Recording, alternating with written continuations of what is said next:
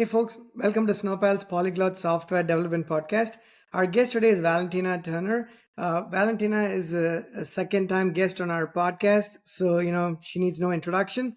But that being said, I'll just give a quick intro and have Valentina, speak a bit more about the work and what she does. Essentially, Valentina is head of product operations at Scalar, and she specializes in remote operations. Valentina, thank you so much for taking time to have this chat. If you could just give a quick intro to our audience, that'd be great. Yeah. So basically, I think what is important to know, I'm a remote dinosaur, you could say, because I worked and led remote teams way before the pandemic. So I know how it was to work remotely before there were Zoom and all of the things that allow us to be very synchronous in remote work. And I learned a lot through the pandemic, because it's one thing if you have a workforce that has chosen remote work because of the remote part, like because they wanted to work remotely, while having a workforce who realized that it's actually way easier to live life if you don't have to do a 3 hours commute on top of everything else. And they don't want to be remote because they like to write things down, but rather because they like to actually have their free time for themselves and not for the commute. So now I help companies who used to be office-based to kind of adjust their operations to either hybrid or fully remote setup. Awesome, right? Today's topic, remote work. Companies are asking folks to come back to work, and there's been a pretty big push starting with Amazon here, at least in the US, and a lot of other companies following suit as well, right? And now, as you mentioned, there's two parts to this puzzle where from an employee standpoint, you have the convenience, the flexibility, and you're like, you know what, I'm able to get my job done well enough. So why should I actually be going back to work? Because there is that commute. And I mentioned to you, one of the recent podcasts I had done was it would take me like 90 minutes to get to Arlington from here where Amazon's located, just as an example, and about a 3 hour commute at least per day. And if you sort of multiply it by the number of days per year, it turned out to be this big number. And I was like, my perspective was, how does it make sense? But then looking at the other side, what does it mean to a company? So the last time we spoke about this was a fair bit ago, and it made a lot of sense for both the company and the employee to be working from home. Things have changed quite a bit since we last spoke. So if you could just speak to why, we know the pandemic, during the pandemic, things were different. After that, companies are wanting people to come back to work. But outside of that, Valentina, and like in your perspective and where you're located in Spain, you could speak to that geographically or to it has a global context as well. What has changed outside of that companies want folks to come back to work? I mean, why is it not, why wasn't it continuing to work out for folks to just be at home to get stuff done? I think one of the biggest problems is that the narrative around remote work was very centered around the employee. As an employee, it is definitely easier to work remotely than having to go to an office, unless the office is in the same neighborhood. I mean, in that case, it's probably not that different. But if as soon as you have a commute as an employee, you earn back time that otherwise you would be like basically stuck in traffic. From the company perspective, it's not that clear cut. And since everybody was always talking about, no, remote work is much better because I can do the laundry. Remote work is so much better because I can watch the kids. Good luck working while you watch the kids. Remote work is better because I can do all of the other things. And for many companies, that very quickly sounded like, well, these people aren't remote working. They're doing the laundry and watching the kids. So Absolutely. how do I know as a company that the people are actually doing the work? Because if everybody is in the office, I actually don't need to track who's productive. It's very interesting. If you look at productivity studies, companies try to measure the productivity of their remote workers. They very rarely measure the productivity of their in-office workers, because you kind of take for granted if they made it to the office, they will be productive, which they may or may not be, because just being in a physical space doesn't make you more productive. So from a company point of view, you have, usually it's the executive team or the leadership team that decides that return to office is now needed to feel more connected. And these are the people who don't really need remote work. They probably have a corner office. They probably have a nanny or a wife who can pick up the kids after school. And they actually like to be surrounded by people, because in order to get into management, you need to be pretty much a people person, because you need to kind of woo a lot of people. So they tend to skew a little bit more extroverted, wanting to talk to people. And then it's very depressing if you go to the office and no one else is going. And if you have the power to make everybody else go back to the office, why not use it? You can always say it's for the connection. But then if you track what would happen if you don't make those people get back to the office, you have the office, like you've already paid for the office building. It's a lot more expensive to break a lease for this year, even though you're going to save a lot of money in the next 5 years that you don't have to pay for the lease. But budgets are made year over year. So paying fine this year screws up my budget. No, makes sense. So you said a number of things there. Let me take some of them one by one, right? The first thing you said was companies feel the urge. I'm paraphrasing what you said, so please correct me if I'm wrong. But you said the companies feel the urge to be able to want to track employees who are working remotely more than the ones that are actually showing up at work.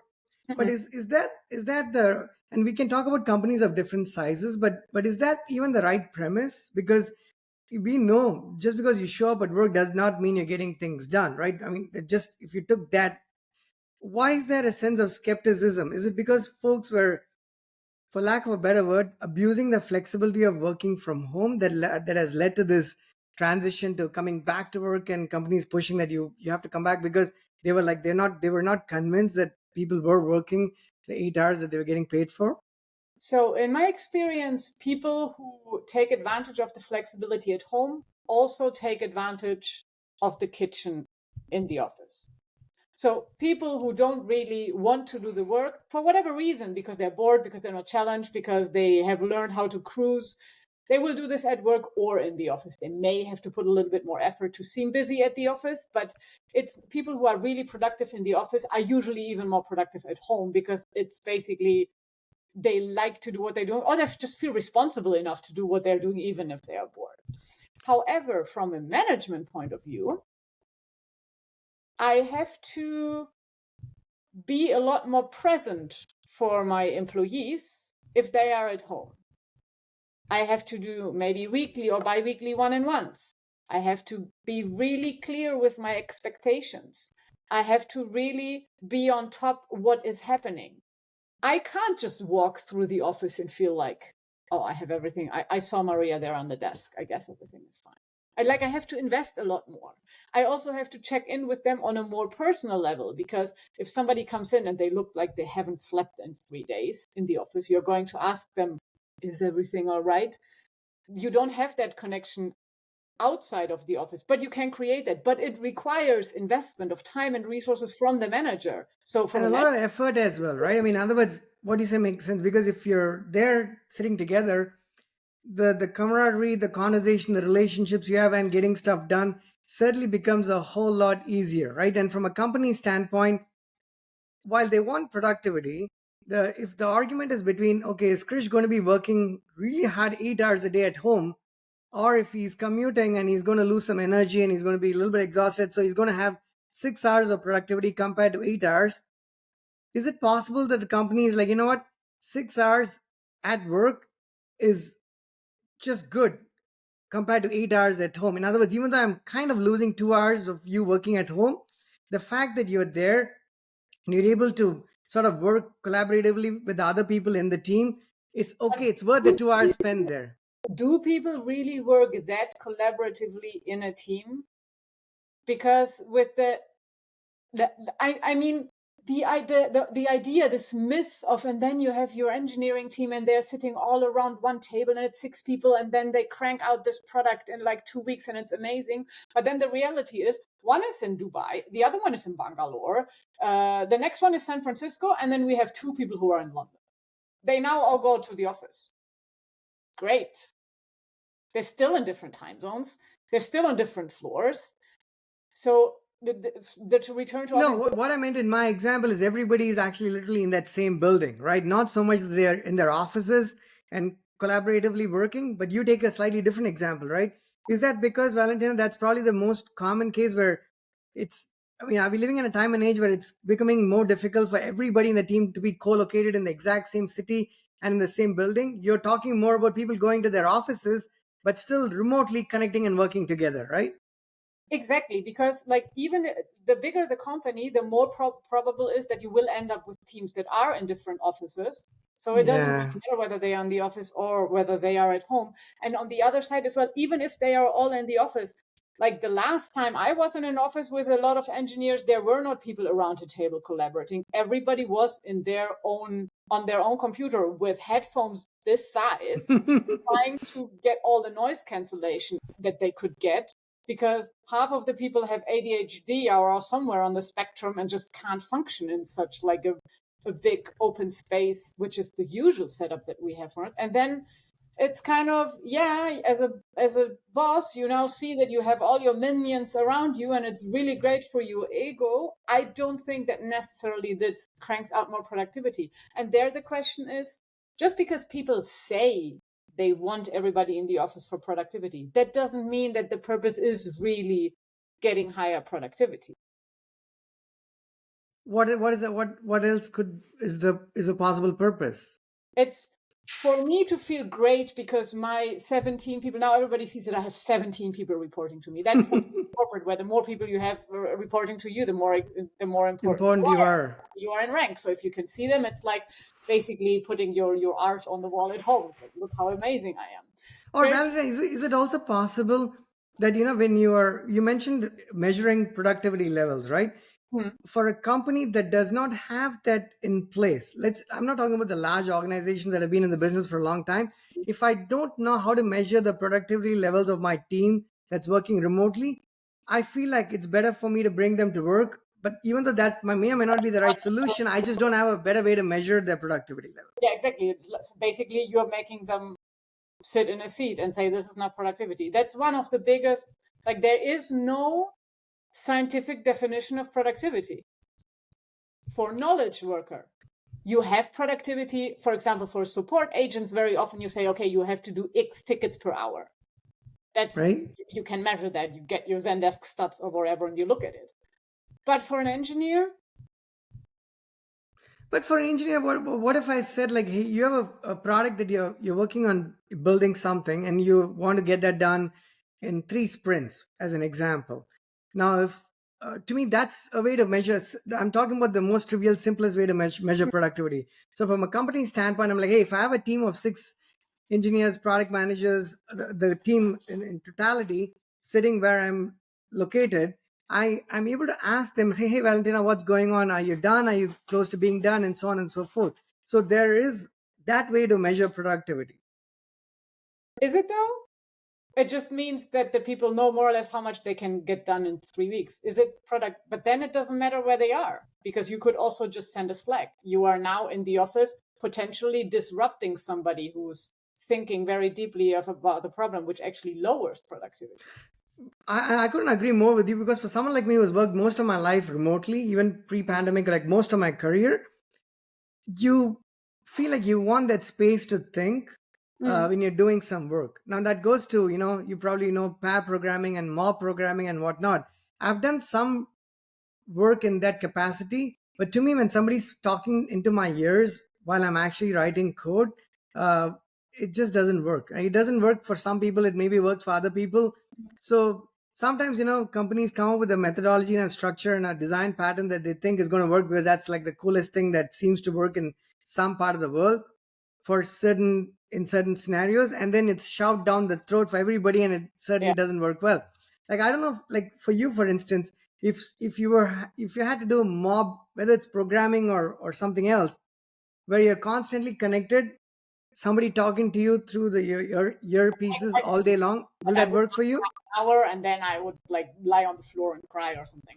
But I think that is the other thing, because there's very often people, when they hear remote, they think you're never ever going to talk to anybody in person ever again. You're now in your basement, doors closed, keys thrown away. But that's not remote. Like the good remote companies bring their teams together, just not 4 times, 3 times, 5 times a week, but in regular cadences.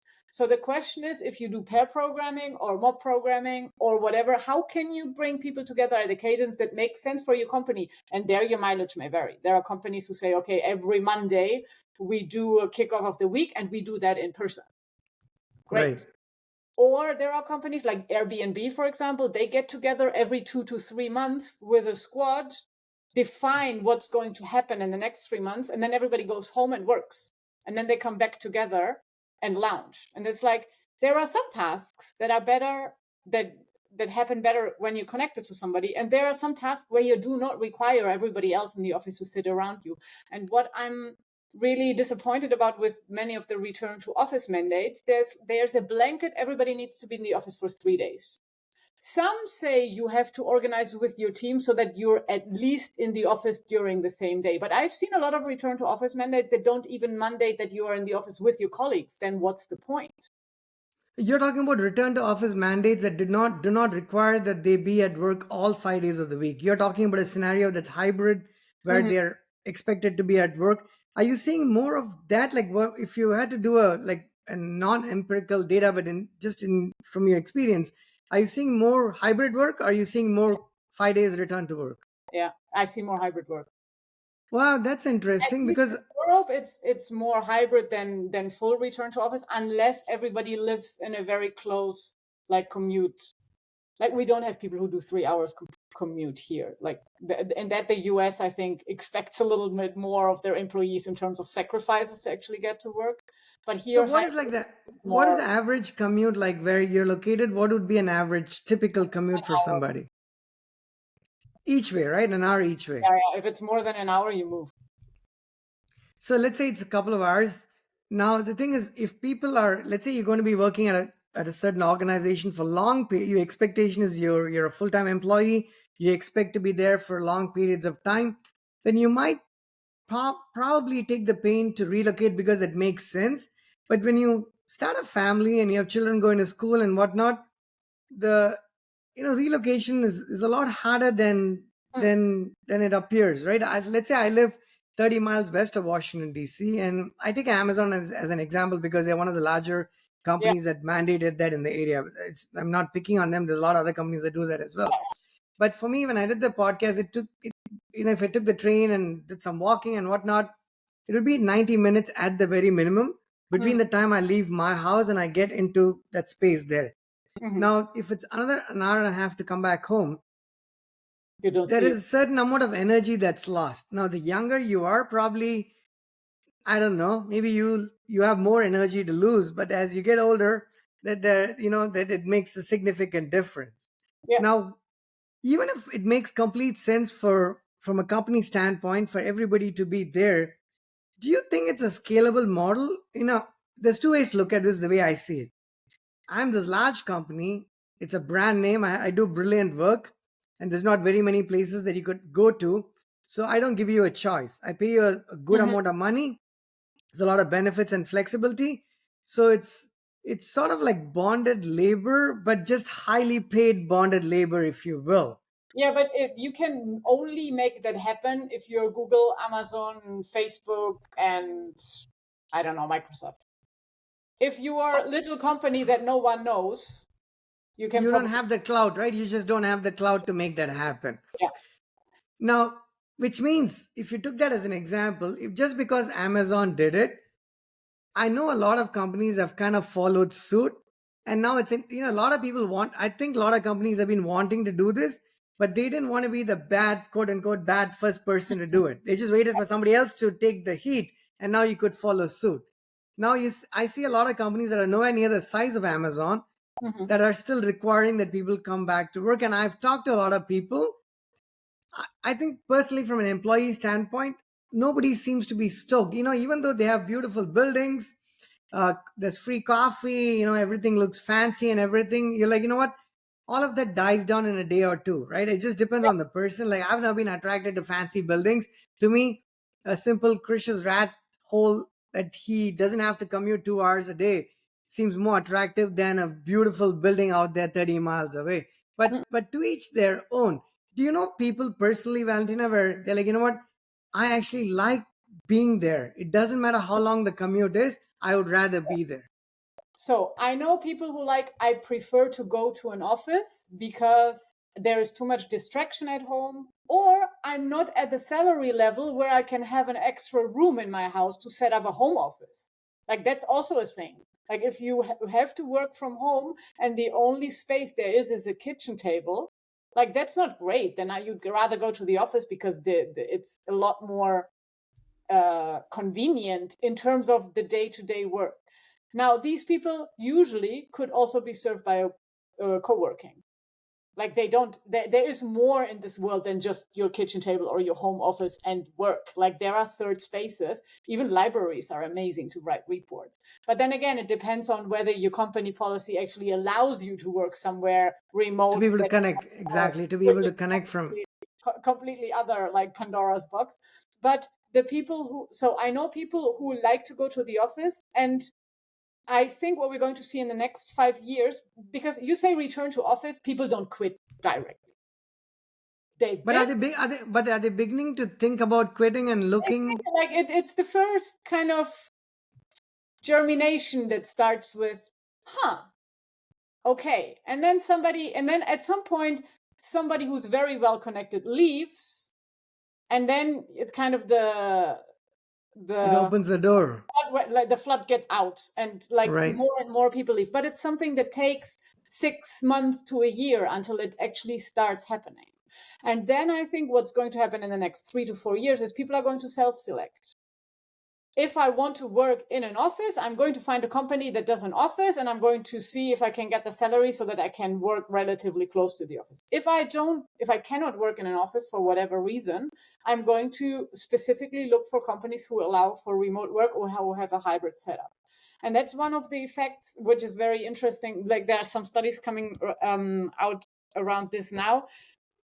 If you insist on return to office, you drastically decrease the diversity of your team. Because obviously the people who are most affected by return to office is people who have caretaking responsibilities, which usually tend to be parents, and more often so mothers than fathers. Like school pickup does not agree very well with the office unless the office actually has a school next to it. But Like Valentina, like you mentioned earlier, but all of this is, like you said at the top of this, right, where which is from a company standpoint. Now, even if all of these are valid arguments, the company is going to be like, "Hey, I'm in the business of building something, creating something, and making money through doing that." You might have 100 valid reasons to justify that you can get things done working from home, but that's not my problem, right? I mean, they're perfectly well within their rights to saying that you know what, it's not my concern. If it works for you, great. should be, because if you look at the investment, what it costs to maintain an office versus what it costs to maintain a fully remote setup, it's actually cheaper. The problem is that you have to shift budgets from, for example, what is now allocated to office. You have to shift part of this to people ops, because like people need to maybe have a desk at home, or you have to pay for co-working, which is still cheaper than maintaining an office. But the problem is that the person who manages the office budget is not going to relinquish their office budget because it's their budget. Moving buckets, like money in budget buckets, from one bucket to the next in a corporate environment is nearly impossible, because ego goes into the way. We've always done it. This comes into the way. If we break this lease, we have to pay this fine, and we haven't budgeted for this, comes into the way. And because everything is always done on a year basis, there is no one who actually looks into, okay, but we have to strategically look at what happens in 5 years. And then you end up with this, everybody is basically fighting for their budget. And I mean, we see this all the time in marketing, etc. We need to use the budget this year, because otherwise next year we're not going to get the same amount of budget. The same happens with office management. The same happens with, we just invested pre-pandemic into this fancy new office. We need to use this office now for 20 years. Otherwise we are at a loss. And nobody actually calculates what it means, how many good people you are losing, because you are basically now only going to hire 20-year-old recent graduates, because all the fathers and mothers can't really come in, even though they are the ones who actually know how to make decisions under pressure. So the thing is, which means, can we then separate that into two categories? Companies that have a lot of money, like, you know, these hyperscalers and companies, even if they're not like $3 trillion companies, even companies that are like hundreds of billions of dollars, they typically have a lot of money, and probably they're not trying to, I'm not saying they wouldn't try to cut costs where they can, but a lot of this may or may not be a problem for them, right? They have space, they have their own buildings possibly, but we are talking about companies that have to watch their budget, have to watch where they're spending, because when you're talking Google or Microsoft, they're spending what, 100 billion dollars a quarter, something like that, on capex, like on AI expenditure, where they may not even see money for many more quarters to come, right? So they have a ton of money. So is there a problem that if you're a company, before you make these not dramatic, wrong choice of word, before you make these seismically drastic decisions of saying, hey, everybody's got to come every single day of the week, for instance, do you have to sort of assess where you stand? Meaning, I'm not that big of a company, or do I have the clout? And I'm sure they do that, because a lot of the statements I've seen, like I think from the AWS CEO, if I remember correctly, it was like, hey, you know what? We want everybody to come back to work starting January 1st, 2025, or something along those lines. And for Mhm. people that don't want to do that, there's other companies out there, right? It was as simple as that. There was no euphemisms, there's no sugarcoating. It was straight up saying, you know what? If you can make it, great. If you cannot, too bad. You have to find work someplace else. On the other side, this is like the third return to office by Amazon. They have tried to do return to office, like all of the More big than companies once. have tried to do return to office like since 2022, and still not everybody is back to the office. Like, just because you proclaim on LinkedIn and in media and everywhere that you're going to do a very strict remote back to office, it's kind of, if people don't go, you are not going to let go 30% of your workforce from one day to the other, unless you're using it as an excuse to actually downsize, which has also happened. Which I think is a great segue for the second thing I want to talk to you about. With AI, right? We want to talk, in the context of, it's hard not to think or discuss AI, the day and age we're living in right now. The conversation we've had so far about remote work, why it works for employees, why employers want it, and so on and so forth. Do you see AI having an impact there? If so, what kind of impact and what magnitude of impact do you think AI and AI related tools that help in building, whether it's software or something else, what role do they play in this whole return to office mandate? Hmm. So AI can definitely help to kind of simplify work and make, because it's a lot faster with doing drafts, with doing like the work that it just has access to a lot more data in a lot less time, and can find pattern a lot better than a human can. So analyzing huge databases, there should be a human, like you need an algorithm or AI for that. But then on the other side, most people are pretty bad at AI prompting. So, like, if I see all of the examples, it is like, no, and here are the 10 ways you can get AI to exactly what you want it to do. And then you try it yourself, and then you get kind of something that kind of works, but definitely is not GDPR compliant or any privacy policy compliant, definitely is not cybersecurity compliant, definitely is not, because like you as the individual may not have the knowledge to actually prompt the thing to do whatever you need it to do at the level of quality that you need. So for now, AI is basically cutting work that basically your intern would be doing, but not necessarily the work that somebody who is a specialist in a specific subject matter, because you Okay, still who knows what they're let doing. me let me interrupt you there, right? I had a couple of conversations with somebody along those same lines there. And I think the CEO of Anthropic, or one of the co-founders, that recently said that in the next 3 to 6, I'm just, memory serves me right, somewhere along that time frame, in the next 3 to 6 months, 90% of work that a mid-level engineer can do, not even mid-level, I think mid-level was what Zuckerberg had said, but I think if I remember correctly, the Anthropic founder had said, in the next 6 to 9 months, give or take, 90% of all work that developers do would be done by AI, right? Could That was could sorry, could be done by could it. AI but is very different to will be done by AI. could be done, right? Could be done. But that's like a big number, right, Valentina? Like in the next 9 months, we're not talking like 3 years out there. We're talking in the next 6 to 9 months. If Well, nine, But in March 2020, 100% of knowledge workers went to work from home and showed the world that you can work from home. And do it a whole lot better as well. The office. Because change is hard. Change is really hard. People do not change how they do things. So just because AI could do 90% of that middle level engineer doesn't mean that every company is going to be able to use that. But no, but here is what I specifically want to get your thoughts on, right? On one side, you have companies saying we are letting go of people because we don't need to pay humans, Homo sapiens, where computers and bots and machines can do the job, no matter what it is, whether it's Tesla trying to build Optimus or whatever else that is potentially possibly happening or appears to be happening. On one side, companies are like, hey, we want to automate everything that can be potentially automated, replacing humans with machines. Mm-hmm. On the other side, you're now saying come back to work because we want the human interaction. It sounds a little bit hypocritical, does it not? I mean, that it's the same company saying two different things to me. Yeah, because it's not about the people being in the office to be productive. Like they are, just because they're saying that they want the people in the office to be productive and innovative together, that's the window dressing. Which means, given just also bringing Gen Z into the mix, as you talk to folks who are entering the workforce, it's a culture, I'm learning on a daily basis. It's a completely different culture. Folks are entering the workforce, and now you have to understand how Gen Z thinks because they are the future of the workforce. So it's not like you imposing your opinions from 20 years ago on them.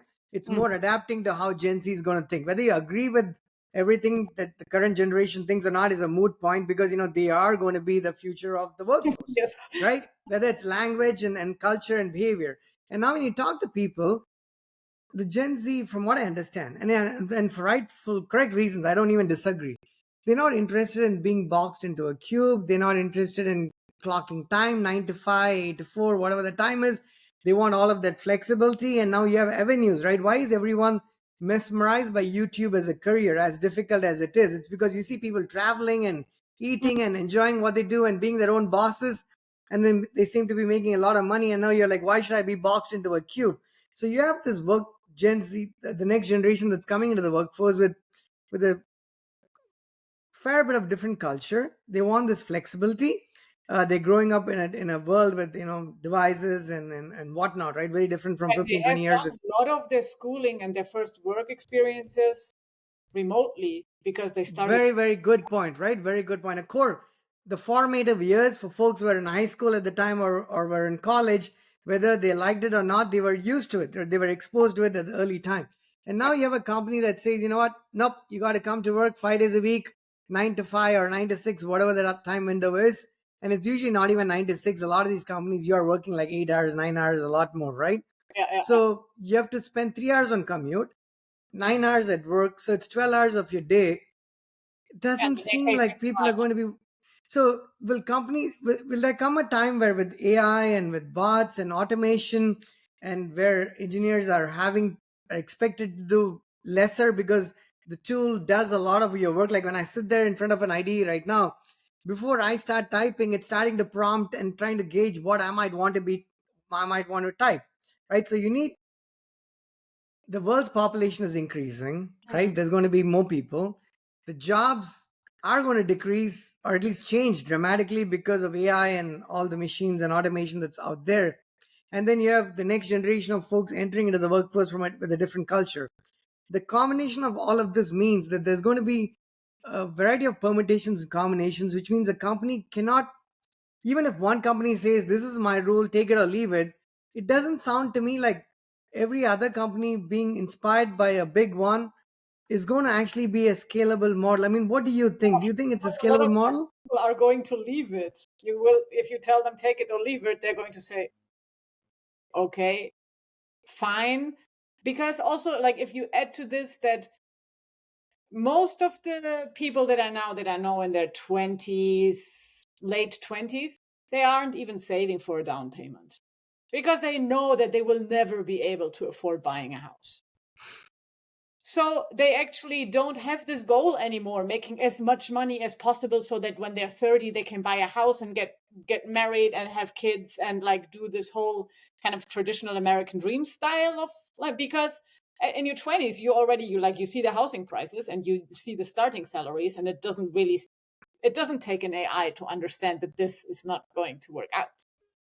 Correct. And plus, I also read a recent You go remotely and and you well, I read a recent article that said people are willing to take 20 to 25% pay cuts if they are given the choice to work from home, which means there is a complete disconnect. As much as companies have mandated that people come back to work, even with beautiful offices like Apple's $5 billion office in like Palo Alto, or all of these nice beautiful buildings with a lot of free food and everything that you can expect from a perk standpoint, people are still, maybe I don't want the free coffee, maybe I don't want the free dinner or the lunch, maybe I don't want the fancy uh, $1,000 Herman Miller chairs. I don't know if they provide that, but if they did, yeah, I would just be sitting in a very basic setting at my home, as long as you give me the flexibility for me to enjoy my work and live my life. So is exactly. there Maybe I want to choose my own friends and not have the company choose my friends for me. Because if and you you have want a 3 hour commute, your friends are your colleagues because there is no time left in the day to meet anyone else. not even your colleagues, your friends might have to be your co-commuters, because you're spending more time, just as much time sitting on the train. You're getting from here to wherever it is that you want to be able to go to. And when I see that, I was there a couple of weeks ago, I was there in one of the offices in DC, and Mm-hmm. I saw when people came out at like 6 o'clock, right, or 5:30. I felt like there was a lot of people coming out of the building at that time, and it was not a bank, right? I mean, typically, if it's a bank, it closes at 5 o'clock and people have to leave. Mm-hmm. A software company, at least I've never ended my day after 8 hours. I mean, how many of us have the luxury to end that?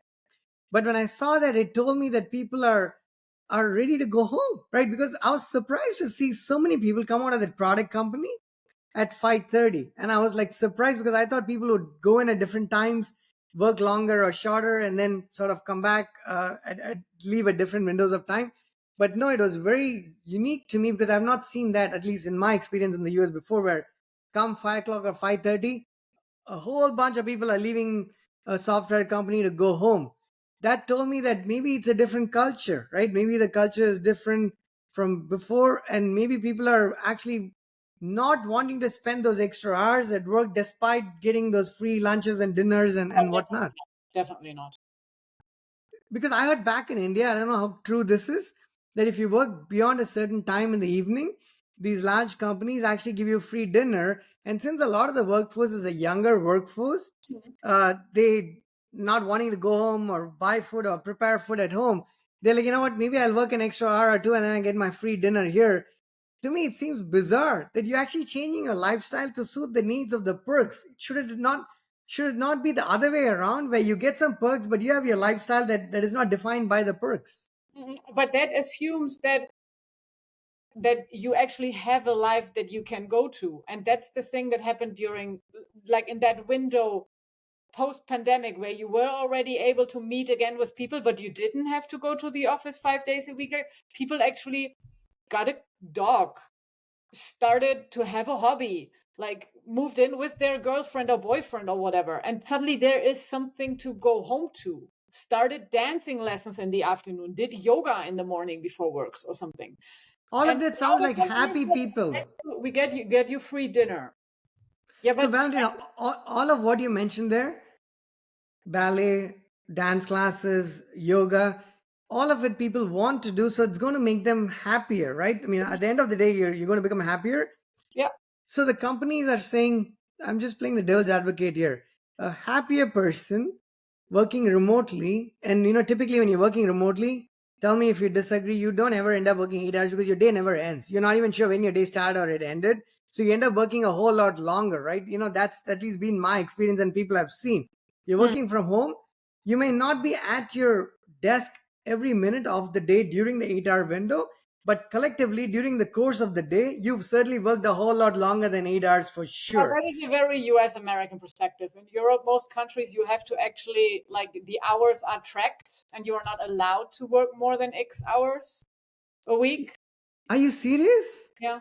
Like in Spain, for Whoa. example, like you have to check in when you start working, and you check out when you stop working, just like you would in an office when you badge in and badge out. But because it's 35 hours a week, which is the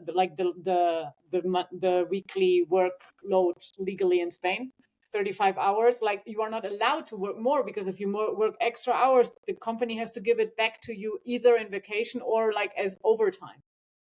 So You the know what? company might be interested in you not doing overtime. You said 35 hours. Yeah. A lot of us listening to this will be like, why am I not moving to Spain? I'm pretty sure immigration is going to be, given the world we live in, I'm sure immigrating anywhere is really difficult.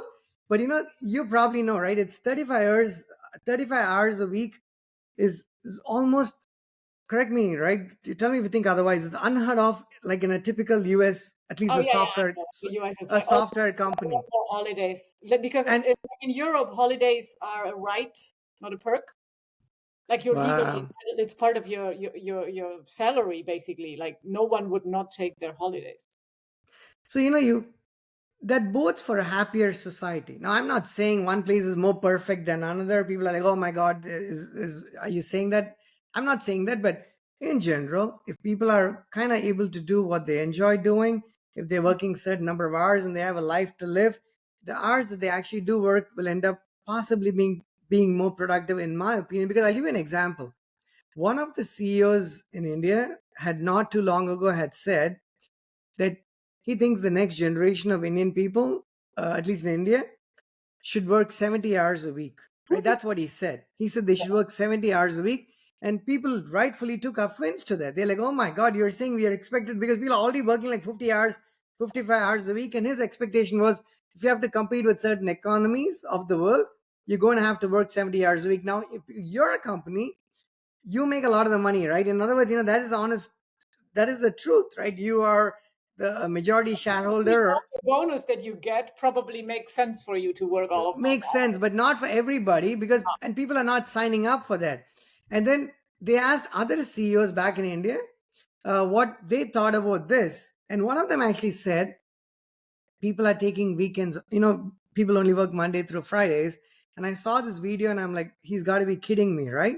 He says uh, weekends are a Western thing, so we should not really be treating weekends as weekends in India, because it's not something that the East had to begin with. It's a culture that comes from the West.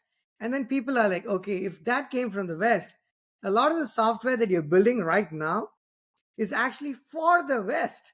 It makes no sense, right? You're not building everything that's sold locally. So Also, you're there's saying, meditation and yoga in India, so you still shouldn't be working 70 hours a week, because your own culture doesn't really support that.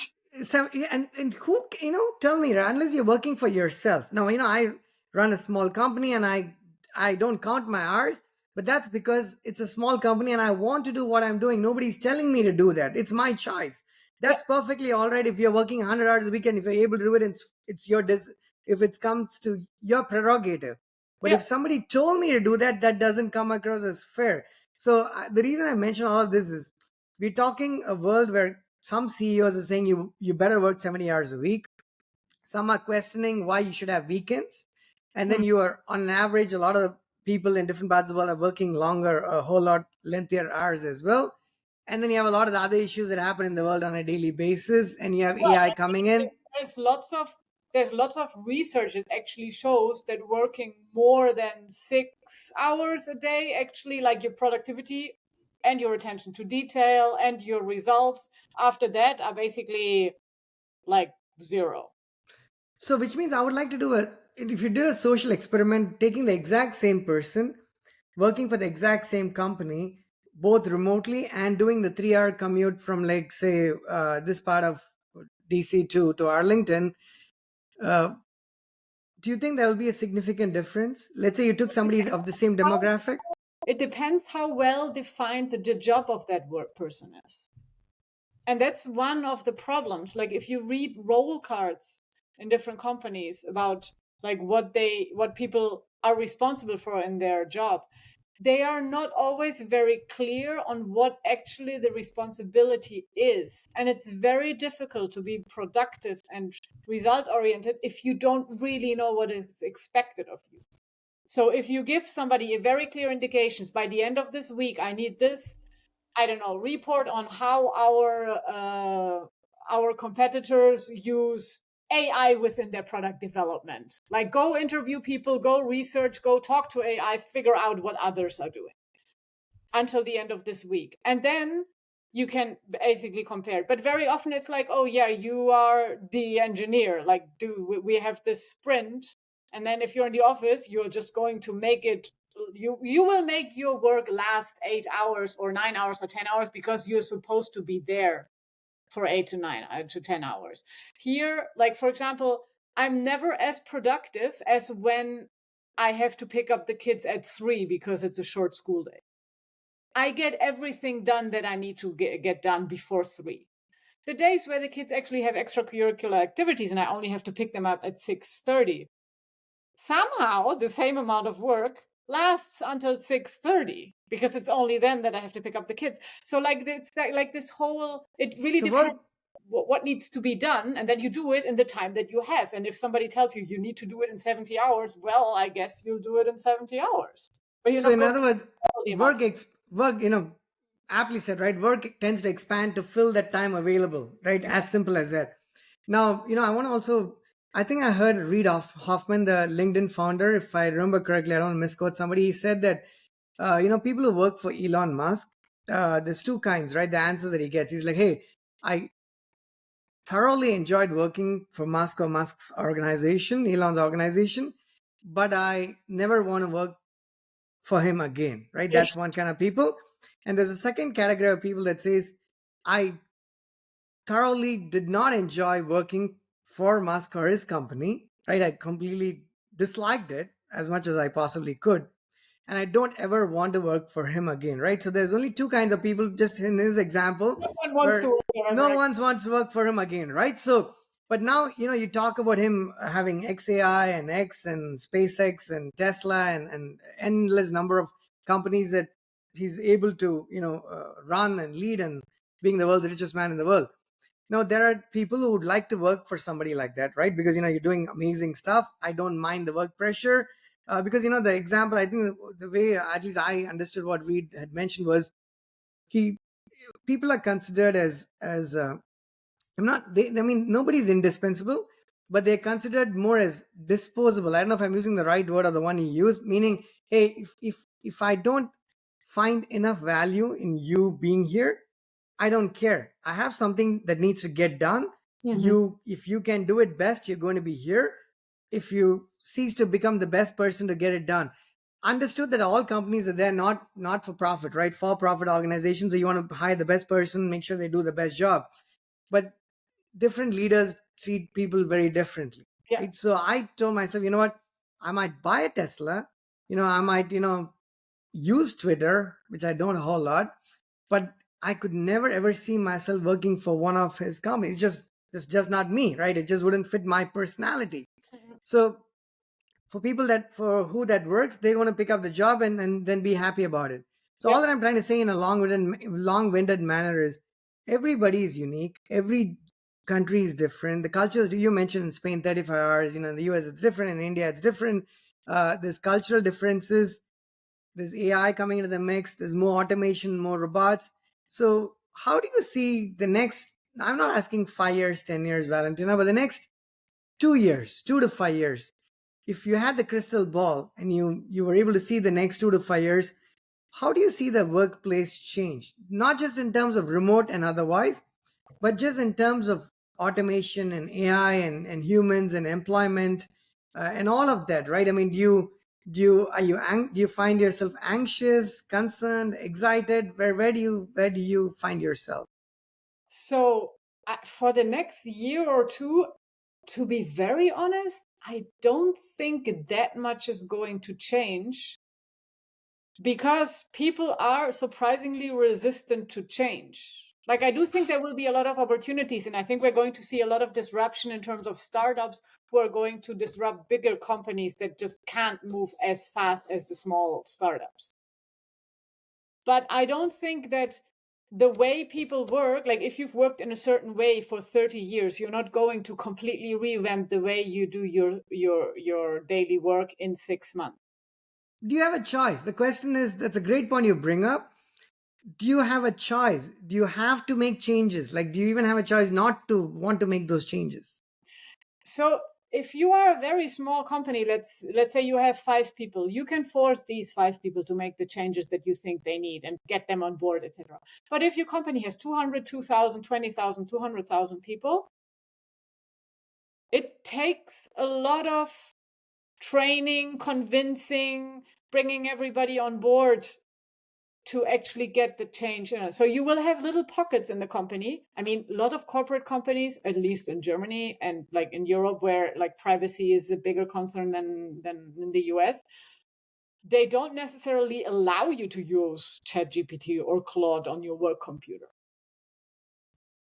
because who knows where the questions that you are asking are going to be analyzed next. Absolutely. So like, and this will not all be solved within 6 months. I think it's going to come in bit by bit. People like are asking on their private computer things that they then use on their work computer. I've seen that happening, but kind of it will change, but not as rapidly as everybody would like us to believe. That's a very fair point. So you're saying when there's a large organization, as much as the pace of innovation might be a whole lot faster, but people are still humans, right? We are still people. And people 100 years ago were people 1,000 years ago were people. Just because there's a lot more happening in terms of advancements, right? Engineering and scientific advancements, it may not change the fundamental tenets of us as humans, right? We're going to have to need that time. It's like saying, even if you had 10 mothers, you couldn't give birth in a month. You still need Yeah, 10 months to give birth to a baby. yeah, You yeah, can squeeze that in. So when people say that in 6 months to 9 months, 90% of work can be done by AI, yeah. 90% of what a developer does, do you believe that, or do you like, you know what? I don't even believe I it? believe that it can be done. I just don't believe that it will be done. But you do believe that it can be. In other words, you're not skeptical that what is being done currently, by humans, it is sure. I'm not a skeptic. I totally believe in a lot of the things I'm reading and seeing. That being said, when I start to write something or we build something here at Snow Palo Valentina, we're like, you know what? We're going to have to do things very differently because we have a lot of tools available to us right now. Mhm. And then so we don't want to do things the way we've done in the past. That's a given.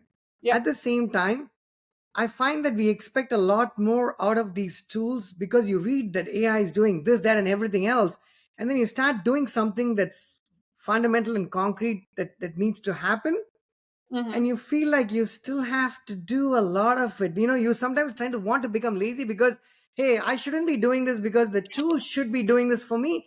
And I see that the tool is either not doing it or it's falling short of doing it. So what happens then is I end up using the tool to the extent that it does it, and then I try to make that, rework it to how it should be. And then at the end of the day, I'm like, was I more productive letting the tool do it and me making accommodations and adjustments to it?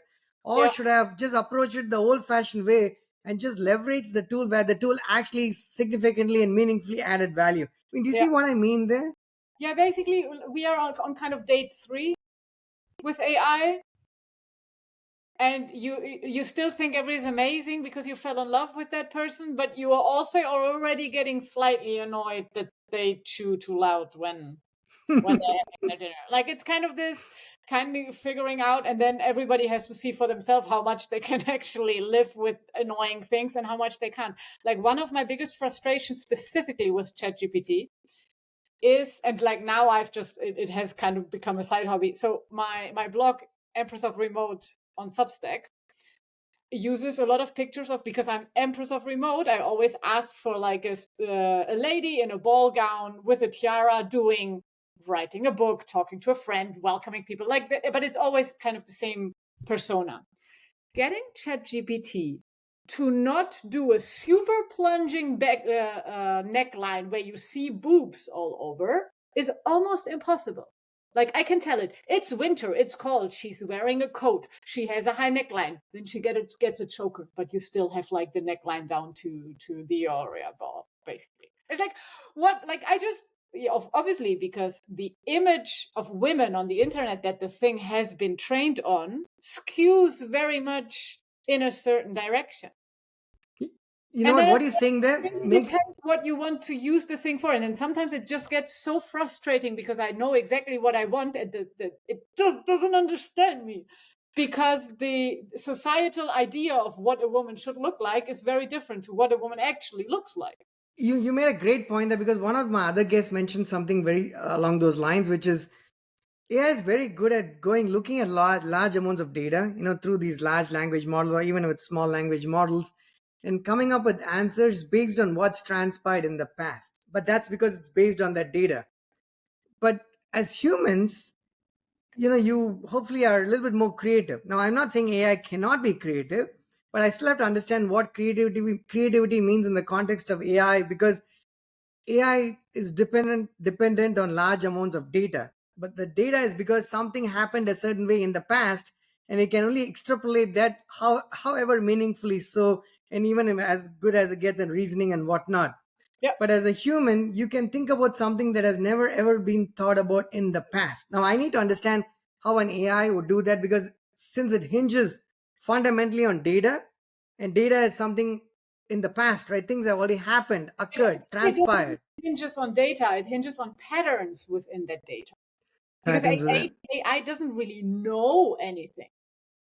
It's not like Google where you have like it brings you to the source of the data, but it basically makes connections between patterns.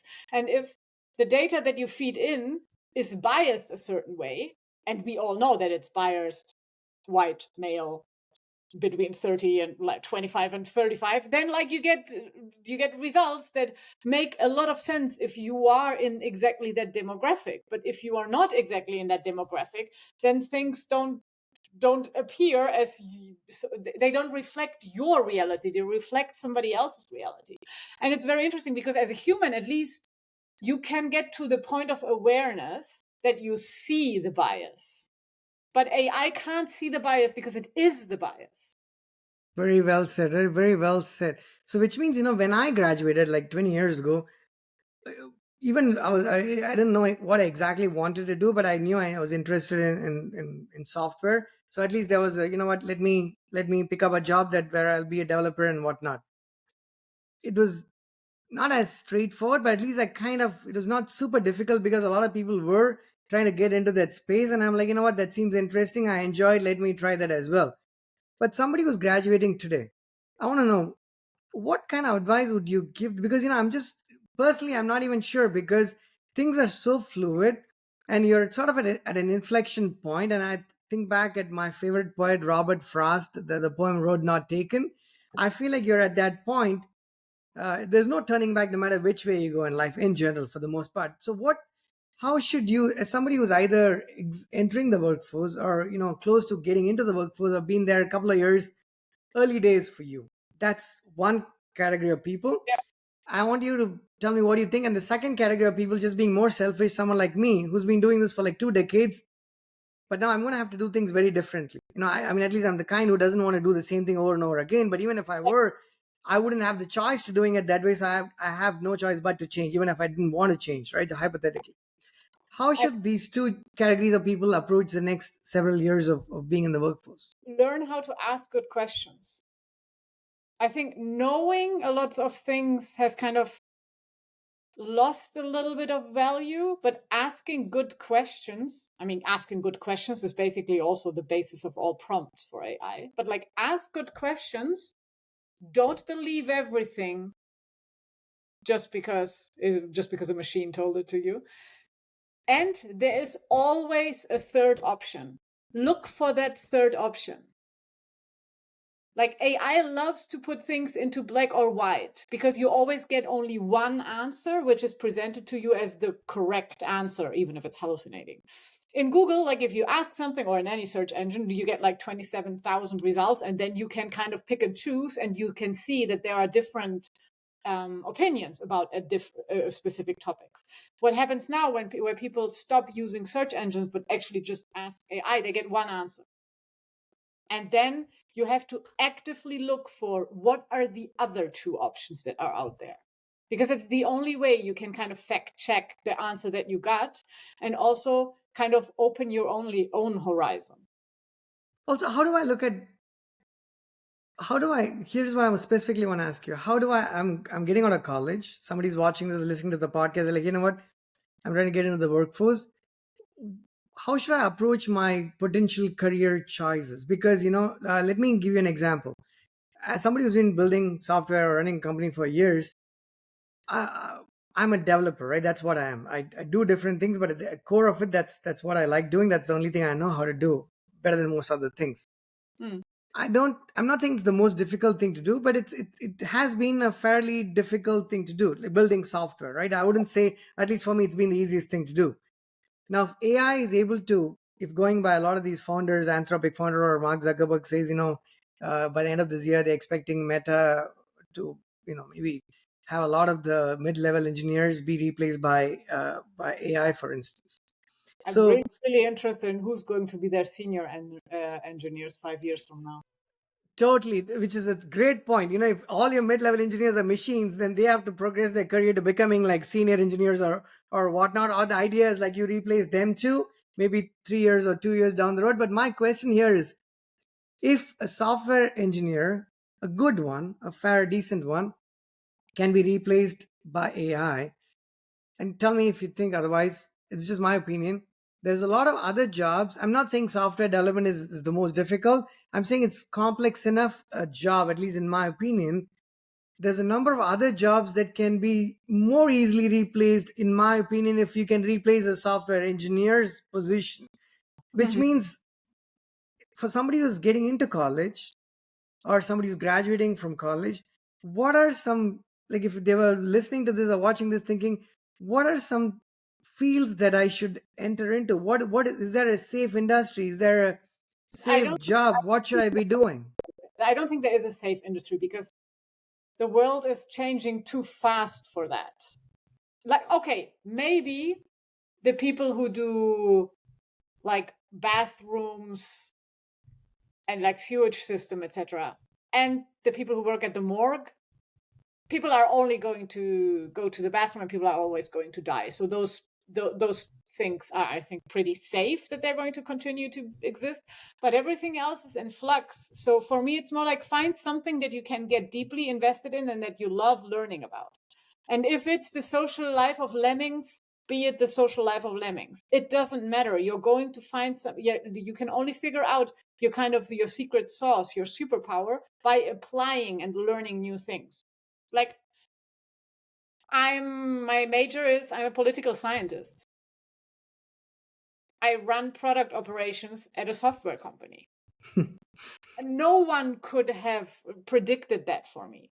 And that happened because when I wrote my master thesis about innovation policies in a European border region context, like you can't really go a lot more niche than that, specifically for the French-Spanish border region. When I wrote that thesis, I interviewed a business owner who then asked me if I wanted to become part of their analytics department because I asked good questions. And he was like, you don't need to know SQL or anything. We have people who know that, but I need you to be the one who asks the question that then the SQL person can actually like get the data for you out of that. And then I wrote my own blog back in the day on WordPress. And that's how I ended up working in tech. I've never studied anything like university tech related. And my parents were like, oh no, she's doing political science. She's going to end up as a taxi driver. I didn't. But that's because through doing like all of these analytics of Foucault, etc., I learned how societies work, how people work. And that's what I now use in my life. How can I rig the system in a way that it's more convenient to do the right thing than to do the wrong thing? That's political. Okay, makes sense. And how do you see the team's composition change given the advent of these new technologies, right? Like if you took many years ago, I would say if you ask me to staff a development team, I mean, it just depends. I'm going to take a simple example. I'm going to say I need a couple of developers, a tester, a product manager, a DevOps person, or sometimes the engineer ends up doing that. But let's say I have an idea as to what we need. Now, if you have a lot of money, there's a different composition. If you have not a whole lot of money, it's a different composition because as a small startup, each of us does a number of things. That's what everyone you have to do, but there was a certain composition, a structure to the team as to you building that team up. Mm. Today, as we speak, with all of these tools, technologies, and everything changing, Do you still see, if somebody asked you to set up a team, build a team, would your team's composition be similar, different? How different, and how exactly would it be different? So you need somebody who has kind of the vision where the team should be going. You need, and that usually, if you have one person, that's kind of good enough. You need a couple of people who can do the execution, and then it depends on the kind of project that you have, what kind of people you need for that. And maybe you need somebody who's really, really good at discovering new AI technologies, like just somebody who's out there and has their ear into the kind of what's coming up so that you can actually use it for yourself. And you need somebody who's really good with people. Even in Some, a world of bots and machines and optimists, you still think that's an I important think skill. that is crucial for teams and for a whole generation who has not learned how to do conflict very well. Because if you only ever work with AI, there is no conflict. So how are you going to practice conflict? And then you go into a work environment and people don't always agree with you, and you can't just prompt them to now agree with you or to change their mind. So you need somebody in the team who kind of keeps an eye on how is conversation flowing, who's talking with whom, who is not talking, somebody who's kind of this glue person. And most teams have somebody like that. It's not an official role, at least not yet. But I think the more kind of single-minded we become as a society, because we are talking, and the pandemic kind of kickstarted that, because we had to go into like little bubbles, and a lot of kind of friendship groups or closer connections kind of disappeared, because if you don't regularly talk to other people, kind of the connection cools down. So you need people who can kind of make these connections together, because we are only stronger together as a team if we are a team. Putting random people into a room does not make them a team. Okay. And just based on what you said there, one thing I want to ask you is, and again, choose to answer this or not answer this, because I don't know how politically correct you have to be to answer this, but I'm going to ask regardless. Given the time, the day and age we're living into, right? The world is more divided than it needs to be, right? A lot of us agree. Some of us don't even understand why it's so divided, but it is what it is. There's no such thing as utopia. You go with what you have and make the best of what needs to be. So people have, even if you don't have these biases and prejudice, it's just part of human, the composition of a human body, and you tend to have it. And the environment you grow up in, there's more of it, sometimes less of it. Mm-hmm. A lot of these are still challenges, and I've seen in engineering companies, we tend to discount a lot of that, because we're like, hey, we're building software, someone needs to write code, someone needs to define the requirements, someone needs to do this X, Y, and Z. We will be sort of agnostic and oblivious to everything else that's happening out there. And it works to a large extent, I have to say, right? But I feel like sometimes I've seen it not work, and people don't necessarily have the conversation, but you kind of know where things are coming from, even if it's not said in that language, right? Even if it's not said in as many words. I know it's not a specific question, Valentina. I just want to get your thoughts as somebody who's living in a different part of the world from me. I live a few miles, west of Washington D.C., where when I moved here, I didn't think there was going to be a lot of action. I thought it was just, it's going to be one of those quiet parts of the country. As I've lived here most of my life, and I drive down to DC every weekend. We love walking in DC, my wife and I realize that there's always something happening, right? Almost all the time, right? Somebody is unhappy with somebody else for some reason. As that is the premise for my basically very broad question. Living as somebody who's living in Spain, and as somebody who's in the field of building software, do you see some of these as challenges, or do you think it's, what, when it comes to building good software, it's not difficult to keep a lot of this outside the office and just walk into the building as people who have no opinions and prejudices and biases? It didn't even work when the world was more connected. I mean, I remember the first, it wasn't was it Alexa or Siri? I don't remember. One of the first like assistants where you could like ask, put on the music or whatever, like Alexa. and it would only recognize male voices. Like my dad used it, and my mom like couldn't use it because it recognized it as a child's voice, because women's are pitched higher, and then it wouldn't react to it because the entire engineering team was male, the testers were male, and no one. I mean, they fixed it like once it was on the market. They realized they got the feedback pretty quickly that like Yeah. half of the people weren't able to use it, but it's kind of, and that was just kind of the gender divide, because no one thought about that maybe women have a different voice than men, which you would say this is very, very basic.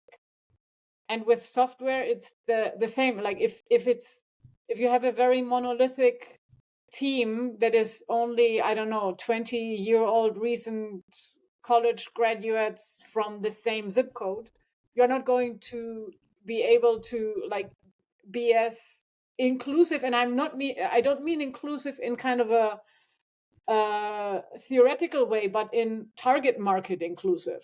Like if you have an inclusive product, you can sell to more people. Like it makes economical sense that women can also use the AI assistant thing.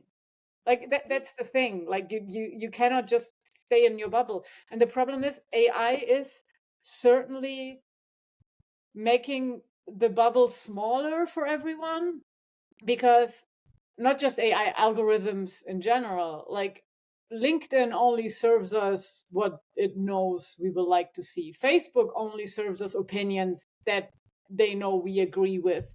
Twitter will only show you, like everything is optimized so that you are never challenged.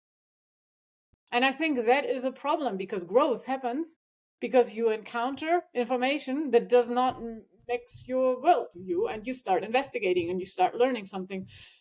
It works especially if you have a good friend and you disagree on that one thing, but you appreciate the person as a person, so you can handle the conflict about this specific thing. And that's kind of falling apart because we're only meeting people that think exactly like we think. We only engage with people that think exactly like we think, and we end up in this. By the way, this is my midnight answer. So tomorrow morning, because it's midnight here now. Tomorrow morning, it might be more succinct. But it's like we are in these bubbles, and you need to make a concerted effort to get out of the bubble, to like meet people who are not like you, and not see that as an aggression, but actually as a learning opportunity. So, which means, do you see that that you have to do things a little bit differently with things happening around the globe, or have you not had to change the way you approach a problem because it's you're still building software like you did 2 years ago or 5 years ago? Whatever is happening is just noise on the outside, and it has had no impact on how you It's approach not the noise, solving of a. because it has impact on the people you work with. Even if it officially doesn't have impact on your software, it does have an impact on the people that you work with. So, which means a human element. I'm not trying to state the obvious or not a rhetorical question. I ask this because it's genuinely sometimes unclear. So, in the world of automation and AI, the human facets, trying to phrase it the right way, you know, being human and being able to approach a software problem with a certain human perspective. Do you think there is still value in that, like in not all of it being machinized? I think it is valuable, and I also think that it will become more valuable over time, because even like the AI now is like really good at do like at being humorous and being funny, and like it does, you can now even do memes and like find good like taglines for memes, etc. AI can do all of that, and still people are lonelier than ever, Right. because AI can't hug you. AI can't call you and say, hey, like I just wanted to tell you that you're like you did something really great there, or hey, I miss you. Which is why I think as many jobs as AI has gotten rid of, or is it trying to get rid of, it's opened a few new jobs. One of it is, I read somewhere that there's, I can't remember which country it was, you could hire somebody for 4 hours just to be your friend. You could just, there's an app where you can hire them. They'll come hang out with you, go have lunch with you, and then they just go back. There's no relationship. It's just like you're a friend and you're hanging out. And that It actually, that is very sad. extremely sad, right? I was just going to say that. Yeah, it is so sad to even think that. I mean, somebody decided to monetize on the world's sadness. I kudos to them for whatever reason, A good but product idea. Yeah, but it's also, it very much shows what we are losing and what is missing, because people have kind of lost the like, to make friends you need a little bit of conflict. And the fact that we have, for example, like Tinder, you swipe and you swipe and you swipe and you swipe, and there's always, maybe there is somebody better out there. You don't have to settle. And also, dating apps don't really want you to settle because you're paying while and anyone you settle with. So like, their incentive is very much opposite to your incentive. But and then it's kind of the slightest friction, you're like, oh, I guess this is not the love of my life, because there was this small friction. Or, oh, I can't be friends with these people because there is this friction. And I'm not talking friction like, okay, is this person like liberal or is this person conservative, but even like small things. Okay, I like sushi and they don't like sushi, so we can't be friends, because now we have to actually discuss where we go to dinner, and we don't can't go to the place that I always go to on Thursday nights. Like, it's these small things that actually make us connect, but they are seen as friction, and then we end up having no friends at all, because there is no person in this world that is going to agree on 100% of everything that you think, because everybody, like even your twin, would not agree on everything, because at the end of the day, their experience of life is different than your experience in very, life. very different. And then the journey as well. Just to add to what you said there, a lot of what I asked you here during this, by the way, thank you so much for your time. What I have asked you here, and some of what you may have, asked me as well. Each of us could have gone to Chat GPT, right, or one of these other tools, and popped in the question, and it would give us an answer. Now the thing is, I just want to take that as a very simple, random example. But having a conversation with a human and learning their perspective, watching their expressions, their emotions, uh, it's so intangible and subjective. But Mm. to me, that adds a lot of value to the actual answers. It's not just the words coming out of somebody's mouth that answer your question. The Yeah. context of where you are when you ask the question, and where they were when they answered the question, and how they expressed that, how they articulated that answer, is something that you don't get by asking these tools. So to me, after 2 minutes of using it, I feel like I'm becoming not smarter.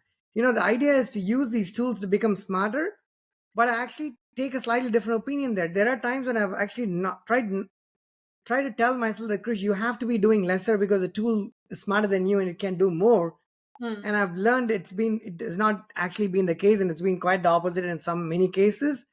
Uh, and I've not been able to appreciate what it promises to bring to the table. And I don't know if it's just me and if there's more people, but I just want to share that because sometimes you're unsure. You're like, you know what? Am I doing more than I should because the tool is supposed to be doing this? And Yeah. then you find that because I did a quick podcast on taking DeepSeek, Gemini, ChatGPT, and Copilot and compared a piece of code that, a small snippet of code that we wrote for one of our features, Valentina. The answers that they spit out were quite interesting. They were all given the same question, Mm. and whether I'm a good or a bad or an average prompt engineer, I use the exact same verbiage Mm. across those four different tools. And to me, what came out of the experience was very different from what I went in expecting. I went in expecting, thinking it was going to blow me away, saying, Chris, this can be done a million different ways or better. I mean, it did add value in case. I'm not saying no, but it was not anywhere near the value I expected. And I was convinced that I was going to get that value, but it was not there. It was most certainly not there. Mm-mm. No, and actually, this brings us circle, like full circle, back to return to office. We need human connection, but it needs to be intentional. And that's one of the things that AI is missing. There is no intentionality there other than the one that you have put into it. So I do think that you need to see your coworkers regularly. I just don't think it needs to be every day. I think once every 3 months is good enough, because then you know how sarcastic they are or not, what type of wine they like or not. And whether they leave at 5 because they go cross country training or because they pick up the kids, which kind of gives you an insight into their insight. And those are the things that you learn while you're spending time with somebody, but it doesn't need to be every day. Perfect, right? And as we come to the close here, I have a couple of questions that are not related to our topic, but before I ask you those, do you have any questions for me, Valentina? It's very late, so actually I know. to go to bed. My apologies. The first few minutes, it's my bad. I should have, sorry for taking the 5-10 minutes to get No, set it up. was really like I love being. We have spent like an hour and a half, and I absolutely loved it. Like this was a really, really, really good conversation. Like so, and we didn't really prepare for that. We just ran off into the sunset, and I loved it. So this was a really it was Thank you insight. so much. I Yeah. learned things, and No, I've the learned only because you are not an AI. So thank you for that. and so the only reason I asked you is if you had any questions for me in the context of where I live, what I do, in the context of this conversation. If there are no questions, then it's fine. I But know I you just have a wife. I know you live close to Washington, and I know that you like to walk through the city to see what's going on. Those are already like 3 very interesting. yeah. And one other thing I like, which I missed, was they have the Mark Twain Award ceremony at the Kennedy Center every year, where they honor and they give this award to a funny person, like a Yeah. comedian. Yeah. I wanted to, I was there like 2 minutes from Kennedy Center. My wife and I, you can't go but you can at least have stood there and seen all the celebrities walk by. And I really have, I know if you've seen that, I really cherish the Mark Twain Awards because people who get that are extremely funny. Mm. And when they come on stage and they talk about it, especially, I'm a big fan of Julia Louis Dreyfus. I don't know if you watch Seinfeld, but she played the Elaine character in Seinfeld, the popular TV show. Do you I know don't- Seinfeld? yeah, I've heard about it, but I don't Okay, yeah. So it's one of watch all the visuals. Like don't the see most those recent emojis or nothing. the most recent one was in '99, but a lot of us after 25 years still watch reruns of it every day as though it was made yesterday. So we come off as a crazy. So Julia Louis Dreyfus, yeah. If you don't know her, you can look her up. She's probably the most talented actor that I've had the pleasure of watching on TV. Just insanely amazing, yeah. But thank you. That's the last thing I was going to ask you was, uh, typically I ask what people have for food, but I think I may have asked you this in the last, what your favorite food is. So I'm just going to ask you what you had for lunch today. Today I had 2 slices of nut bread with scrambled eggs and avocado. Because I don't have the kids this week, and the week that I don't have the kids with me, I don't really cook. I eat whatever is available. But that looks like a good one. We love avocados at home here. So, everything that you said there, I would eat it just without the egg. So, we just get the bread with the avocado and the toast and then some pepper on it and a little bit of pesto sauce. I think it's actually And makes then for a I went for decent. a run in the mountains because after 3 weeks of rain, it's finally dry enough. And the reservoir that was at 15% last year is now full to the brim. Wow. Absolutely amazing. Oh, lovely.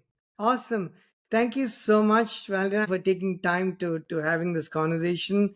It was an absolute pleasure. I loved it. Thank you very much for making this happen. Oh no, my thank you so much to you. So I will include the link to your LinkedIn profile and to your Substack. I think I have that already. But Yeah. if there's anything else that you want for us to include, just let me know and we'll include the Yeah, links. yeah. I have this. So on my website, I have actually a link.